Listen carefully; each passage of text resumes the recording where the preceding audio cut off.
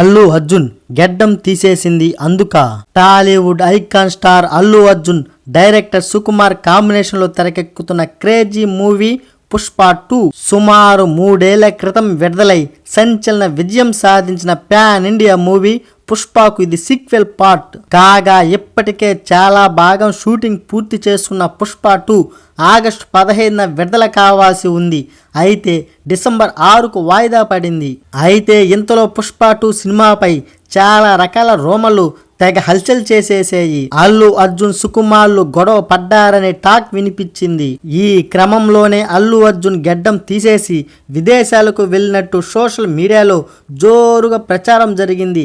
తాజాగా వీటిపై బన్నీ వాసు స్పందించాడు. అల్లు అర్జున్ క్లైమాక్స్ లో ఓ సాంగ్ లో మాత్రమే నటించాలి. ఈలోపు ఫహద్ ఫాజిల్ క్యారెక్టర్ కు సంబంధించిన వర్క్ పూర్తి చేస్తాము.